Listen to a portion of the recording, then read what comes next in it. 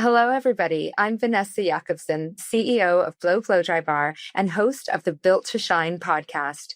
In this podcast, we delve into the stories, strategies, and mindsets of entrepreneurs working hard to build their businesses. So whether you're an entrepreneur or dream of becoming a business owner, these stories will inspire you and, of course, help you shine. So let's get to our episode.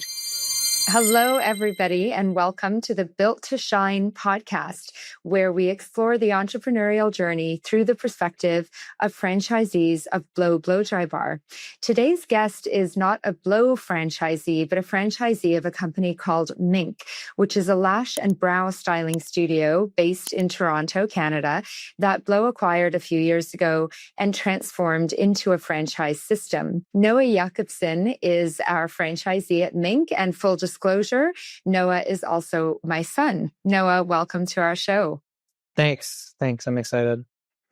It's exciting to talk to you today, Noah, not just because you're a franchisee and we want to hear about your entrepreneurial journey, but also because you're a young entrepreneur. How old are you? I'm 25. I knew the answer to that. Just I had wanted to make sure. For a second. Yeah, as your mother, sometimes I have to think about it too.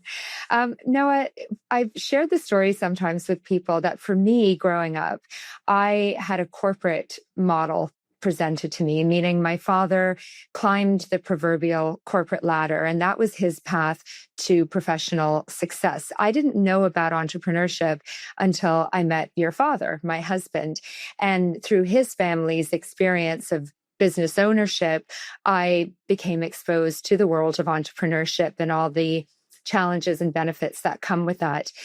Share with us what your experience was growing up in our household and how that led you towards entrepreneurship for yourself. I think it was always something where my father was always working for himself. He was always, my whole life, he has been an entrepreneur. And one thing that I always took away from that was the freedom and control he had over his own schedule, and also how much work he put in order to achieve what he's been able to achieve.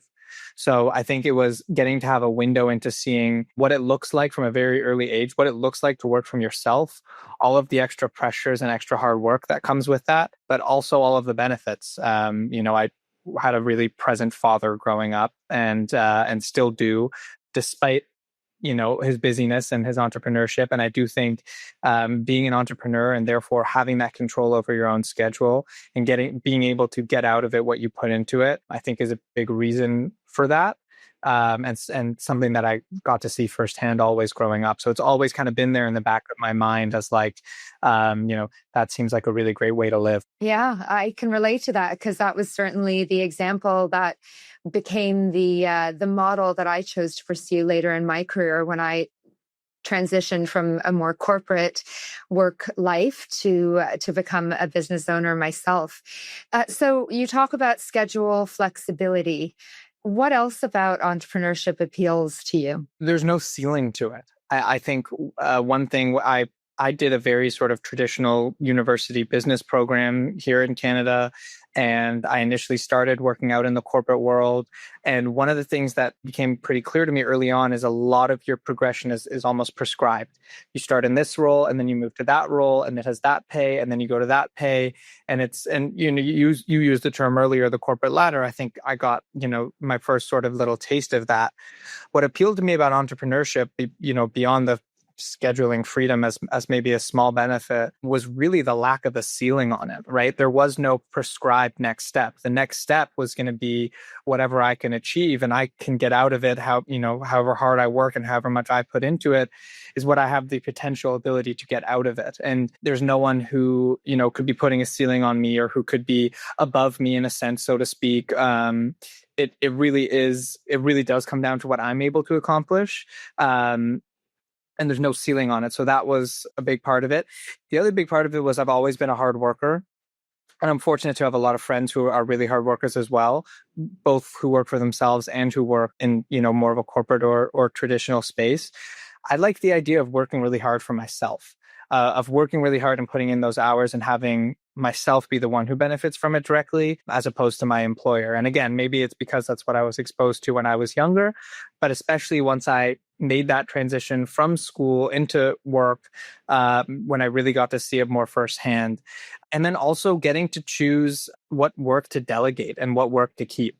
So in my business, I've got, a great manager and a lot of really great staff who I work with every day. And I spend a lot of time thinking about, what responsibilities are most important for me to have my hands in. What are some other things that I'm able to delegate and how can I benefit from delegating that? And when you are the entrepreneur, you are the decision maker. So you're the one who decides, what gets delegated as opposed to someone else deciding what to delegate to you. All such great points. And I do want to come back to that staff delegation piece. And when we talk a little bit more about staff management, you were working for only about a year in that corporate role. You interned for this company for a couple of summers. So you'd only had, I don't know, let's call it a year and a half at the outside of that corporate experience. What does that mean to you that you had the opportunity to pursue an entrepreneurial path so early on in your career and at a young age? Well, when I was working in that job, I always felt like I was capable of doing more than what I was given. I think that was a big part of it. One of the things I learned in school and in some of the business programs that I was doing was that the financial decisions and other decisions you make in your 20s are the ones that really steer your life, and how you spend your 20s and 30s are really important. You also have less pressure and less responsibilities early on in your life, before you have children, before you have other expenses, before you have other people or other things that are depending on you. So it actually is a lower risk time to some extent with respect to starting as young as I did. I had less to lose. And I think another factor of it is it gives you, or I foresaw the ability to have like a really long horizon. Like this can be the start of a journey that can go a really long way through this business or through other opportunities that may hopefully present themselves in the future. And, kind of by starting early, I was getting the chance to maximize my time horizon. And then the last thing I will say about starting early is it really did, and we'll talk about this more because I'm sure you'll have more questions about it, but it really was a leap of faith. Like it wasn't such an obvious decision even though it feels obvious and so right now, it didn't necessarily feel that way at the time. And I think you can always kind of come up with an excuse as to why you should do it later in life, why you should do it later in life, why you should wait till this happens, wait till that happens. And I think making the decision to kind of put all that stuff aside and just jump right into it is one of the best I've ever made for those other reasons that we've kind of already talked about. Those are really interesting points, Noah. That leap of faith is such an important aspect of what people go through when they make that decision to transition from a different kind of work experience or situation to become an entrepreneur. And I think you make such a good point that sometimes if you're waiting for that perfect time for the stars to align and all the conditions to be right, you might end up missing the boat. So I do applaud you for taking that leap of faith at the stage that you did. Tell us more about what it was in yourself, your own self-belief, your recognition of your skill set, your mindset that gave you the confidence that entrepreneurship was something that you could manage? Well, I think, and I know this is something we've talked about before, not in a podcast form, but in real life. Over the dinner table. And it was the idea that it was always kind of a given for me, like entrepreneurship and self-employment, being a business owner was always my end goal. We just talked about how I had parents who were working in entrepreneurial settings and really set an example for me of the kind of lifestyle that I wanted to live and the kind of opportunities that I wanted to create and achieve for myself. It was always a matter of how and when. And I think in this case, it was just a matter of, the opportunity that presented itself and, looking closer into it and really seeing what was there. And I think, we just talked about how you could always make a lot of excuses as to why you should not do it. And I really convinced myself that, if this was always a given, if entrepreneurship was always a given, if this is really what I always wanted to do, then I can't let this opportunity pass by because it would be, sort of in betrayal of that ultimate goal.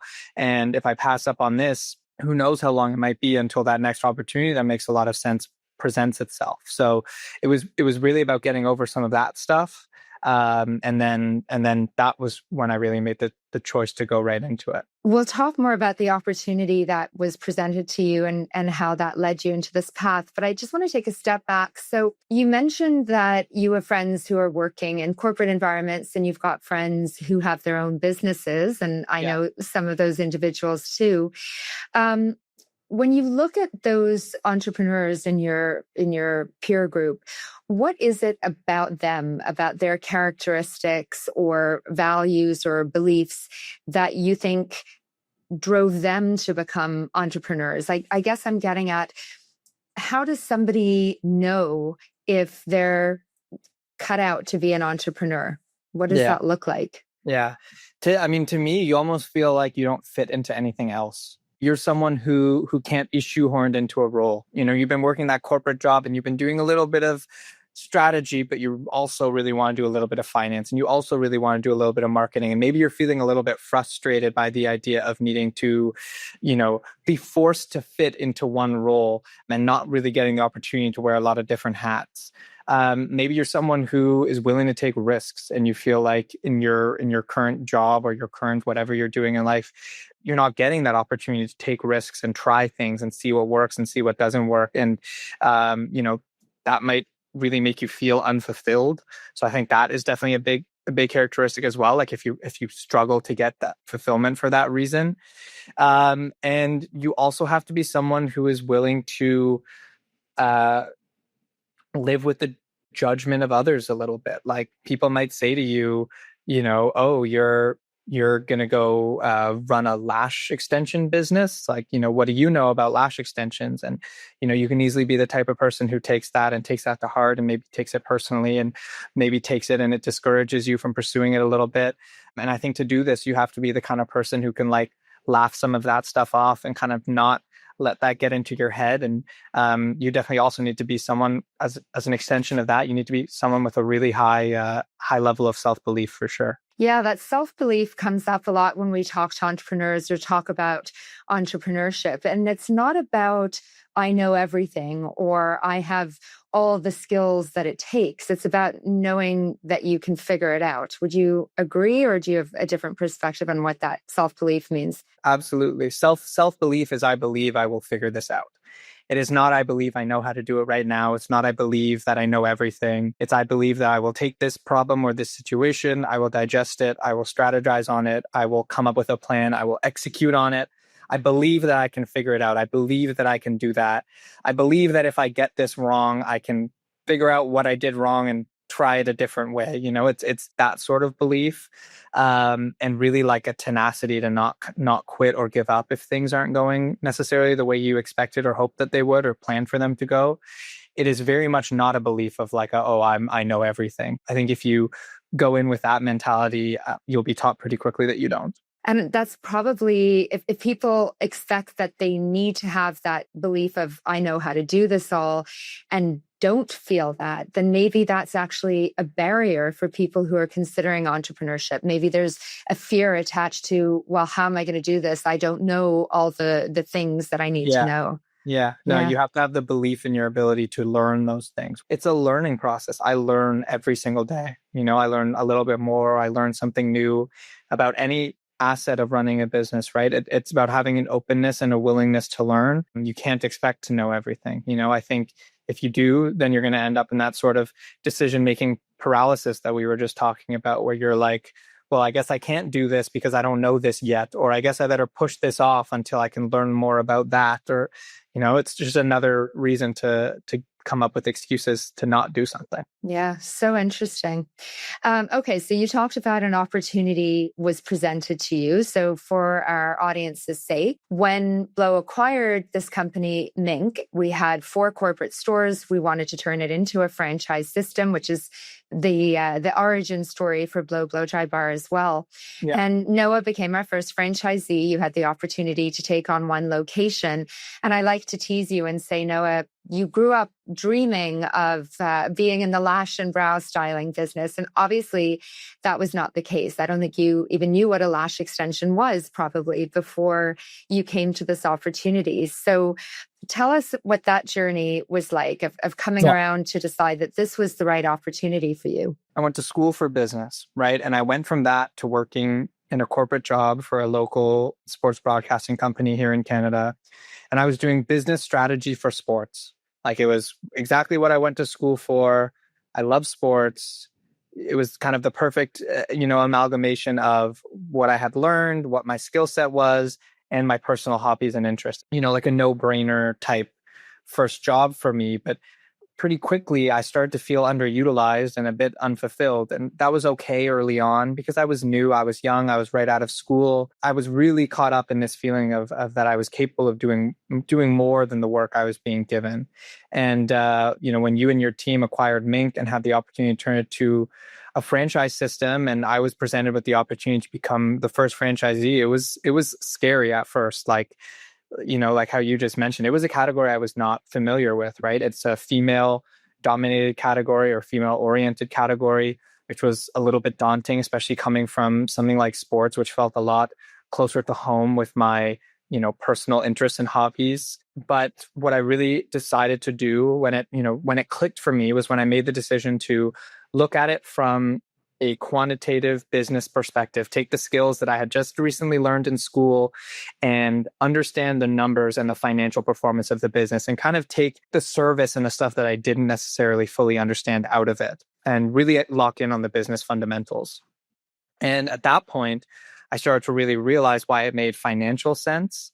I started spending some time in the salons before I was the owner, just as like a fly on the wall, sort of observing the staff, observing the clients, helping out at the front desk. And I started to understand the service better, not necessarily the fine details of it, but understand, why the customers were coming, what they were getting out of the service, how they were coming into the studio, asking for their lashes or brows to be enhanced and leaving, feeling amazing about the experience they had and the outcome of their services. And so that's when it kind of clicked for me. That's when I was able to put the two things together. I was like, okay, now I understand why it makes financial sense. Now I understand why their customers love it as much as they do. Now it's time to think about, what could I bring to this, right? What areas for improvement or areas for growth are there here? And then when I started to get excited about that kind of stuff, all of those daunting feelings and the feelings of fear and uncertainty kind of started to go away a little bit, because then I shifted into that mentality of that self-belief we were just talking about, of the, not of the I can do everything, but of the I can figure this out mentality. And I started to figure it out and really learn and understand the business and jumped in with 2 feet. It was the best decision I've ever made. It was a transition from something safe to something unknown and something with a little bit of risk. So I'm proud of myself, still to this day, for jumping in and doing it, because I think anyone could have came up with a lot of excuses as to why they shouldn't. It was definitely daunting, and it definitely, took a bit of a process to really wrap my head around it. And I think I learned a lot from that process as well, in terms of like, how do you do due diligence on a major investment decision? And how do you decide if something is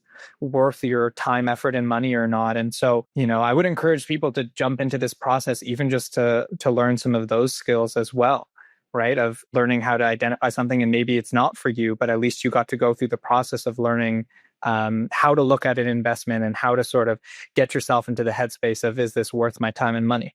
It's interesting because in our world as a beauty franchise business, so often people come to us wanting to pursue becoming Blow franchisees or franchisees in the lash space because they are customers and they understand the value proposition from the customer perspective. And of course, that's not always the case. We certainly have lots of owners, male owners in particular, who never experienced the service from the customer perspective. And like you, they're evaluating the opportunity from a business perspective. I think what's also really important, I think often in times when people are looking at franchise models, the guidance they're given is to find something that aligns with their interests. I remember one of our franchisees saying to me, those lawn care franchises were just not going to hit the sweet spot for me. I needed something that I could relate to. But I think what's more important, what I've certainly learned in my own career is I've change jobs and pursue different paths, it's not always about the content per se. It's about the role that you're playing, the skills that you're using. And I think that's the experience that you've had, is that you understood what it meant from the different aspects of business management, staff management, marketing, financial management, strategizing, all those skills, those different areas that you enjoy working in that you could develop in your role as the owner of this business. Absolutely. And then the other, that's 100% correct in terms of what I've experienced. And the other thing I'll say about that is those skills are all transferable, right? So, and that's one thing that I've really been focused on is learning skills that I can apply to other businesses and other areas of my life. We were talking about how I'm only 25. I certainly hope that, this is not my whole career. I want to grow and develop from here, whether it's through this brand, whether it's through other brands, whether it's through other business opportunities, that I haven't foreseen or even thought of yet. But whatever it ends up being next, I am going to pursue that using the skills that I built doing this, right? Using those staff management skills, using those marketing skills, using those strategy skills. Business is a universal language that really can translate from anything. I could take those same skills that I was just doing in the lash and brow kind of beauty type business and apply them to an industrial business that is totally on the far other end of the spectrum and totally different type of business and all of that. But the core skills are transferable. So that was a big takeaway for me as well. So interesting. So when you came into this business, and it is worth just sort of emphasizing the fact that you walked into an existing business. You came into a franchise system, but you weren't starting up with a brand new location. So you came into a business with a reputation, a customer base, a staff team. What would you say was most challenging for you at the beginning, besides actually learning what a lash extension was? So once I got through that kind of initial challenge of really understanding, like what you just mentioned, really understanding the services and how the services work, I sorted that out pretty quickly just by talking to customers, talking to the staff, spending time in the salon. The hard part was and is always staffing and relationships and the management of human resources, hiring and training and navigating staff issues, staff who had taken advantage of me or taken advantage of the business, staff who had conflicts with each other, staff who were, making it difficult to establish systems because it was kind of contrary to how they wanted things done. And, navigating all of those different personalities, establishing rapport, understanding what to look for in hiring. All of those things were definitely the biggest challenge. Specific, like not specific to, single location versus multi-location. That was just sort of the biggest overall challenge I faced early on, was really getting to understand, how to have conversations with staff in a productive way, how to motivate them in a productive way, how to understand, how to align your interests and the business interests with what their interests are. And then, really what to look for in hiring, because that was always a big part of it too. And an important lesson I learned, when you're taking over an existing business, at least in this case, I got to take over an existing staff base. And so much of that was to my benefit because I got to inherit a lot of really, really amazing employees. But some of it was not to my benefit because you also sometimes can inherit employees who you don't feel are the ideal sort of long-term fit with the business.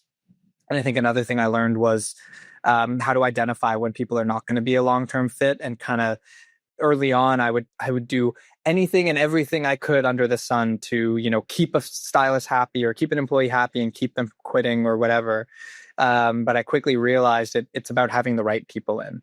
And sometimes it is the right decision to either move on from someone or let someone go in order to bring in someone who is more in alignment with sort of the vision and culture that you have. And that was something that took me a while to get to a point where I was really comfortable with that. And I would say that's not perfect. You know what I mean? Like we were talking about earlier, you can't have that mentality of, oh, I fully understand, I know everything about this. I'm an expert on this. I've got it all under control. There will be a new staffing issue and I will need to have the confidence that I can figure it out. But I would say that was definitely the biggest challenge early on. So let's talk more about that, because here you were coming into this business. Your team knew you weren't a stylist, you weren't even a customer. So there was that credibility gap, I'm sure.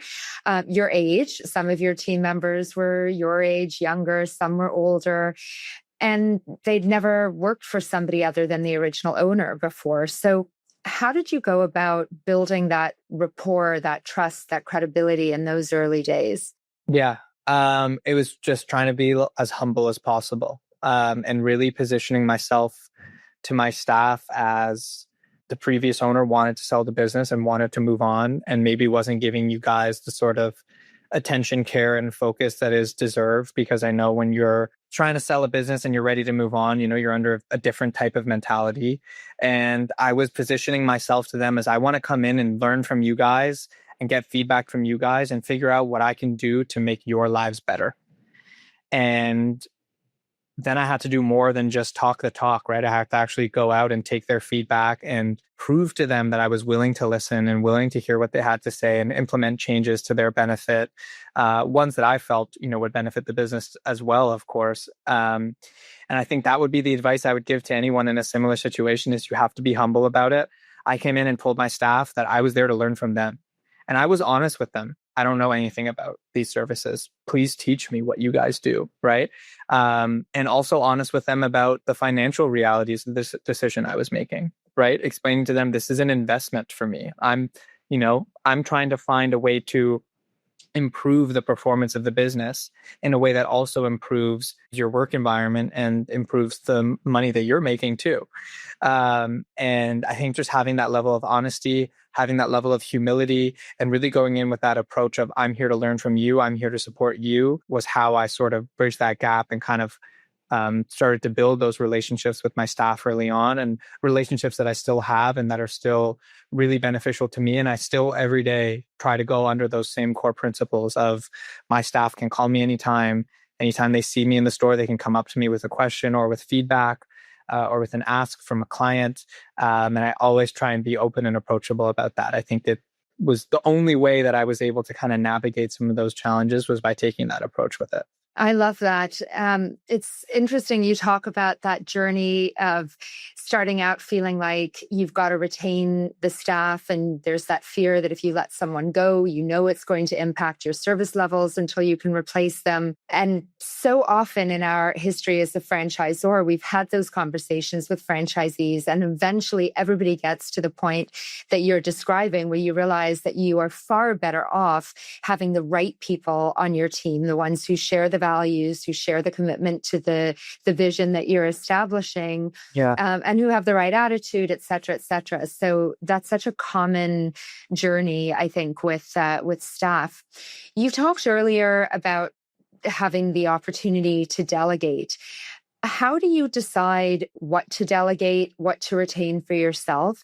And for the staff that you're delegating different aspects to, how do you ensure that they're set up to be successful in taking that on? In terms of what I learned early on was important for me to delegate, was to try and remove myself from some of the staff issues, some of the more personal staff issues. So vacation requests, time off requests, scheduling requests, conflicts with staff members between each other. Me being the one who runs the business, runs payroll, makes all those financial decisions, and also the one who deals with some of those more personal level issues, almost kind of created a conflict of interest. Like I wasn't, I didn't want to be the one who had to take on all of that too. So when I inherited the business, when I acquired the business, there were existing staff members who weren't quite managers, but they were more senior level. And one of the first things I did was promote them to managers, so that there was no sort of ambiguity in the hierarchy. We had stylists, we had managers, and we had me. And it sort of created this level of separation where I was able to remove myself from some of the elements that I felt were a little bit more at conflict with the culture that I was trying to create and establish. So time off requests, sick requests, scheduling, and conflicts between staff members immediately became the number one priority for my managers, because I really wanted to remove myself from some of those discussions so that I could focus my interactions with my staff on how we could better and improve their individual performance and the performance of the business, rather than needing to talk about that and also have to navigate some more personal level issues. So to me, that was one of the first kind of important things. And then from there, it became identifying what are the elements of operating this business that are taking me away from the most productive things I need to do, right? So what are the most productive things I need to do? I need to manage payroll in a really, really, efficient way. I need to manage costs overall in a really efficient way. I need to make sure operations are going really smoothly, that customer service is really strong, that client issues are getting dealt with in a timely manner. And then I need to make sure that marketing is happening, right? And that I'm spending a lot of time thinking about new ways to drive business and retain customers. And I'm spending, a couple hours a day counting supplies or organizing supply counts from my employees. That's taking me away from a lot of those really important activities. So it was identifying, okay, what are the most important things that I need to focus my attention on? And then what will I not necessarily have as much time for as a result of that? So a lot of the basic client issues, not everything needed to touch my desk, handing that off to managers, making sure that I'm copied on everything and I've got visibility into everything, but my managers can be the ones sort of leading those discussions with clients. My managers can be the ones who are counting and organizing supply counts, so they can get all of the staff to count all of the supplies and products, and then they can organize it into a more succinct list so that by the time something hits my desk, it can be as efficient as possible. And I just need to, check everything off the list pretty quickly. I think that's a really important process. Early on, it's important to take on everything and have a hand in everything. But pretty quickly, you got to start building a list of priorities of what are the things that I absolutely can't hand off. And then what are the list of things that are sort of preventing me from doing that? And then those things that are preventing you from working on your priorities are the first ones that need to be delegated. And I always recommend having, a clear hierarchy of employees who report to a manager who can then report to me. And maybe in some franchise businesses or in other organizations, it might make sense to have even more layers than that. You have to figure out whatever structure works for you. But in terms of how I figured out what I needed to delegate, it was what are the things that are taking me away from my biggest priorities. That's such an important description of that kind of transition. Some people will refer to it as the transition from doing to leading. Doing meaning you're in the business, you're doing those supply counts, you're dealing with those employee issues. Right. And it's important, I think you would say, to learn the business, to do all those things early on so that you learn the business, and then to be able to say, okay, where are the areas that I uniquely am capable of focusing on so that I can move this business forward. So you started out with one Mink location. A few months later, you acquired another two. And by the end of your first year, you had a fourth one. Yeah. Would you say that moving from a single unit to multi-unit ownership situation influenced how quickly you had to prioritize or change what you were focusing on? Yeah. No, I had to do two big changes that I had to make at that point were I had to delegate more, right? Which we just spoke about how I identified what I needed to delegate. But then I needed to compartmentalize myself a little bit. I needed to put even more emphasis on being selective and deliberate about what I was choosing to prioritize. And I had to accept that I had 4 locations. I could not be in 4 places at once. Maybe it's a really awesome, busy day, and I would love to be in all of my locations to greet customers and make sure the staff are doing a great job and make sure things are running exactly as perfectly as I would want and hope them to, but I can't. So I would need to compartmentalize. I would need to decide, okay, well, if it's an awesome busy day and I want to spend some time on the floor today, I got to pick one. Which location is the biggest priority right now? Or what are my biggest priorities right now? And how does that infer what I should spend my day doing? And I needed to really trust my team. And so that kind of goes back to that conversation we were just having about making sure that your whole team is kind of bought in on the culture that you need to do. Because if I can't be there to make sure that my team is doing things exactly the way I would want them to, then I need to really make sure that my team knows exactly the way I want things done. So it was being intentional with training, And then also just needing to have that trust and, letting a stylist or an employee make a mistake or do something that's not necessarily the way I would want it done, and having conversation with them about how it needs to be done differently next time. And, kind of having a level of acceptance of that. You're going to have the benefits of multi-business ownership. You're going to earn more for yourself, hopefully, as a result of that.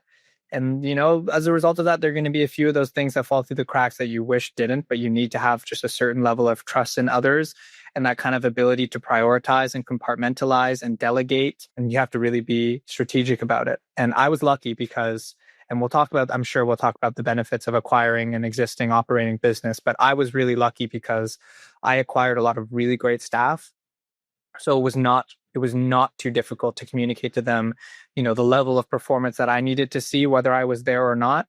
And a lot of those staff who I started with, about 2 years ago are still with me now and are still a big part of why I am able to, have the multiple locations and have them be running smoothly.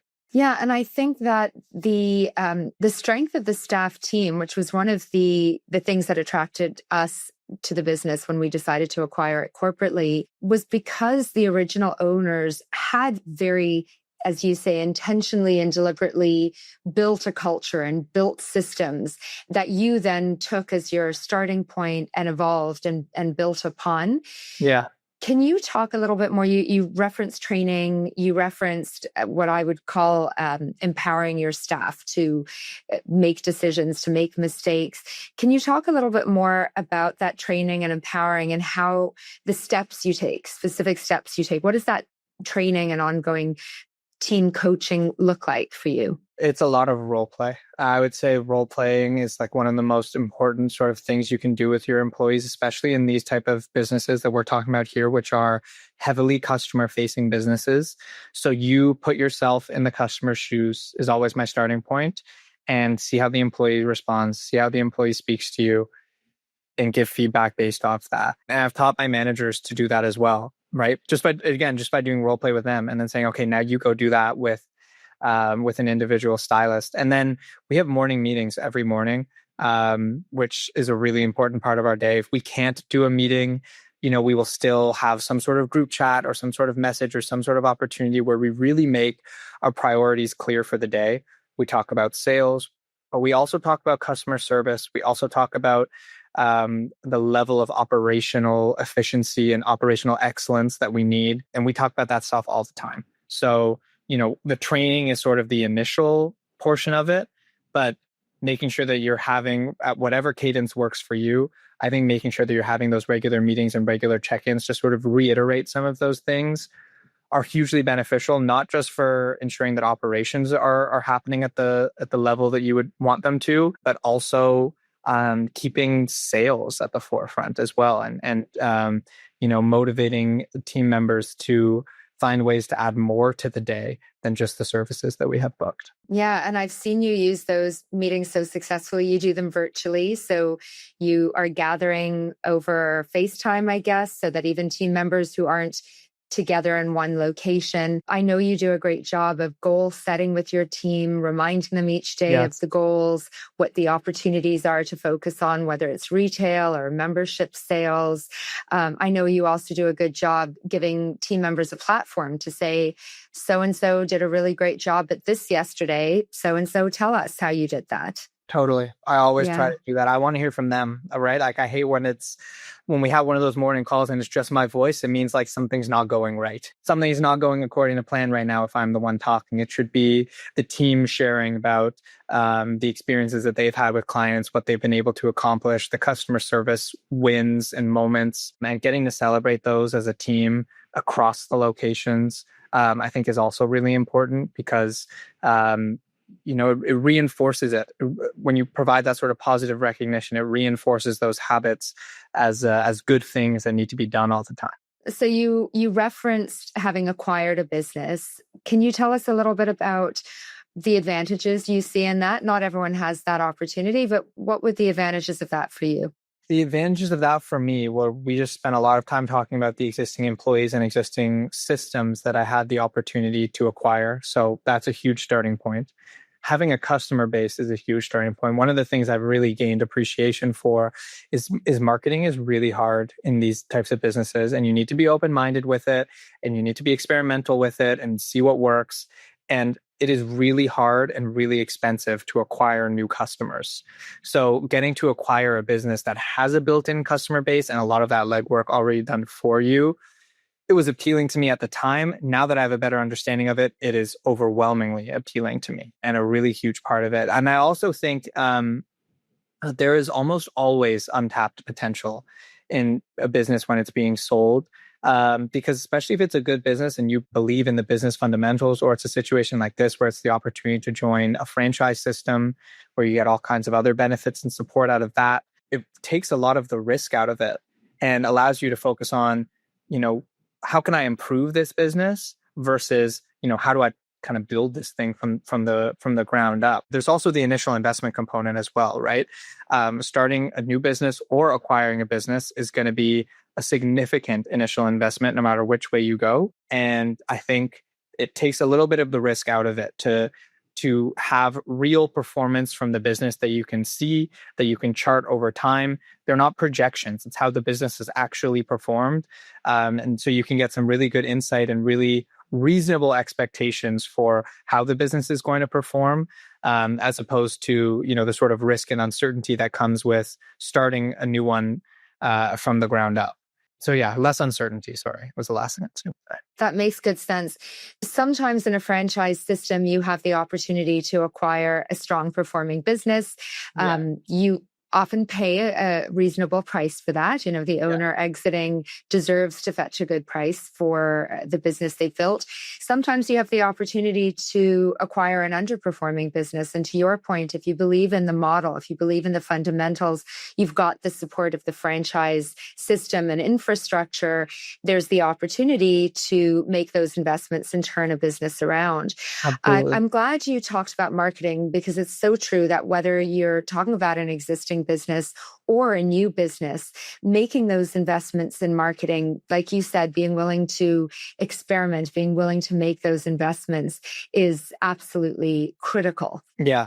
I've become a big believer that, the best approach for marketing with these, smaller local franchise businesses is you have to be community focused.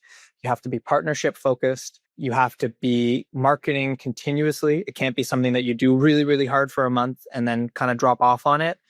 And you have to be willing to throw things at the wall and see what sticks. And it can be really frustrating because you can end up, investing thousands of dollars into something that doesn't necessarily yield the results that you hoped it did. At the same time, you can invest that in something that, in marketing that really does work and really is effective. And sometimes, unfortunately, it's hard to know what's going to work until you try it. And so I've always tried to have an open mind about it, willing to try things, willing to experiment with marketing, willing to spend on marketing, because I've seen both ways. I've seen times where we've done things and it hasn't worked out, and we say, okay, so I'm not gonna try that again. But we've also done things that have been really successful in terms of driving new business. And the only way we were able to identify which ones were successful and which ones weren't successful was to be willing to try everything with marketing. Yeah, such good advice. And one of the things I admire about you as a business owner is that you really are data driven. I know every month you don't wait for your bookkeeper. You're preparing your own rough P&Ls to get a sense of performance, and you're really using that to inform your future activity. Can you tell us a bit about that process? Yeah. I mean, I'm tracking my sales for each of the locations every single day relative to, the projections or expectations that I had set at the beginning of the month or at the beginning of the year. So you can ask me at any given point how any one of my locations is doing in this part of today's August 21st. So how they're doing on August 21st with 10 or 11 days left in the month to go relative to my expectations. I can tell you right now exactly where each of those businesses are this month relative to my expectations. And as soon as the month is over, I will be tabulating all of my expenses, doing a detailed analysis of my payroll so that if changes need to be made, if payroll is too high, if a certain expense has gotten out of control, if there's room to spend a little bit more in marketing or another area, I'm finding those things out as soon as possible, so that I can start implementing them. or implementing changes if necessary as soon as possible. And I think that's one of the most important things I've learned. If you wait too long to kind of catch up on sales or catch up on your P&Ls or catch up on your expenses, things can really spiral out of control. And you can end up, cleaning up a big mess instead of identifying an opportunity and kind of getting out ahead of something. That's so smart. That makes so much good sense. Noah, what are your final words of advice? If someone was contemplating becoming an entrepreneur or somebody's new to entrepreneurship, what are your biggest pieces of advice? The biggest piece of advice, and I know this is one we always talk about at home, is and has been a challenge for me. And so it's almost a piece of advice to myself, is to keep that level head. You have to keep a level head in entrepreneurship. You will have days, weeks, months, or even a full year where you just feel like it's not going your way or not going the way you expect it to go. And that can get you frustrated. It can get you feeling down. On the flip side, things can go better than expected. And you can get, really high on yourself a little bit. You can start to teeter away from that "I will figure this out" mentality to the "I can do everything" mentality, where it gets a little dangerous. And it's really important to keep a level head. You can't get too high when things are going well. Can't get too low when things are not going according to plan. Having that emotional regulation is a really, really important skill. It takes time to build it, but eventually you get to a point where that notification hits your phone and it's something you were really not hoping for, but it's fine. You let it roll off. It doesn't impact you. It doesn't affect you the way maybe it used to, because you've gotten to that point now where you can keep a level head about things. So I would say that is the most important piece of advice, because it's also how you stay productive. You're not productive when you're frustrated, and you're not productive when, you think that you're the greatest of all time and that everything is going perfectly. And so you don't need to work as hard anymore. I think keeping that level head is what keeps you productive and keeps you emotionally regulated and focus on the task at hand. And every day I remind myself, got to stay focused, got to keep a level head. That's such good advice. And I love that idea of emotional regulation. I think that's such a key term, and it says so much, to hear you say that. It really resonates. And I am sure that advice and all the other info and advice you've shared today will be really helpful to our audience of listeners. To our audience, thank you so much for being with us for the Built to Shine podcast. We wish you well on your own entrepreneurial journeys. Noah, thank you so much. Thanks. And I'm excited to hear from other people too. I think another thing I've learned as an entrepreneur is getting to hear from other business owners and how they do things, whether in the same category as you or in totally different categories. Like we were talking about before, those skills are super transferable. So Always great to hear from others. Absolutely. Absolutely. Right. Well, thank you so much. And we look forward to seeing you all at our next episode. Thanks.